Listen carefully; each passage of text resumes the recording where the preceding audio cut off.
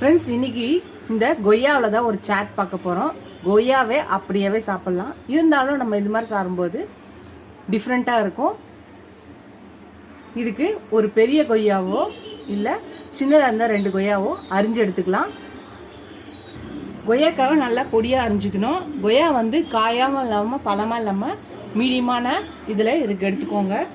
இதில் ஒரு அரை ஸ்பூன் வந்து ரெட் சில்லி பவுடர் போட்டுக்கணும், நிறைய போடக்கூடாது.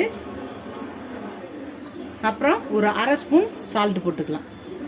இது இருக்கட்டும். இப்போ ஒரு சின்ன துண்டு இஞ்சி,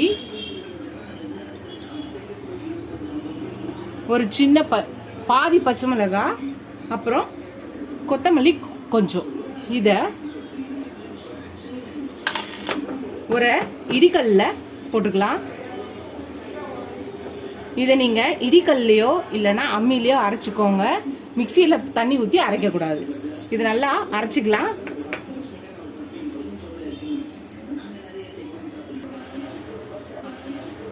அரைச்சாச்சு பாருங்க. இப்போ இதில் போட்டுடலாம். இப்போ இதை மிக்ஸ் பண்ணிக்கலாம்.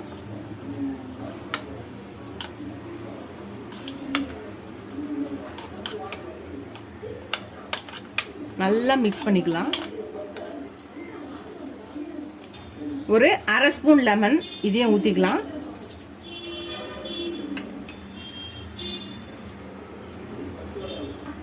இப்போ ஒரு அரை ஸ்பூன் சாட் மசாலா போட்டால் இன்னும் சூப்பராக இருக்கும். இப்போ இதையும் போட்டு எல்லாத்தையும் நல்லா மிக்ஸ் பண்ணிக்கலாம்.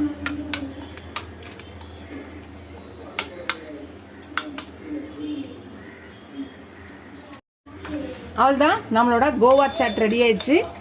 இதை நம்ம சர்வ் பண்ணிடலாம்.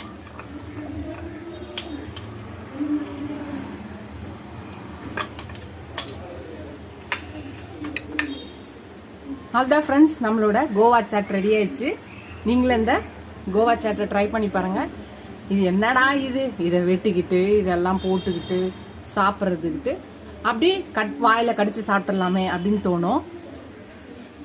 சோம்பேறித்தனமாக இருந்துச்சுன்னா நீங்கள் கொய்யாக்காவை அப்படியே சாப்பிட்றலாம். இல்லை நீங்கள் ஸ்கூலுக்கு சாட் இந்த மாதிரி ஸ்நாக்ஸ்க்கோ இல்லைனா நீங்கள் ஒரு டிஃப்ரெண்ட்டாக தரணும்னு வச்சிங்கன்னா இந்த கோவா சாட்டை ட்ரை பண்ணி பாருங்கள். ட்ரை பண்ணி பார்த்துட்டு எப்படி இருக்குன்னு சொல்லுங்கள். இதோட அடுத்த ரெசிபியில் பார்க்கலாம். டாடா பாபா ஃப்ரெண்ட்ஸ்.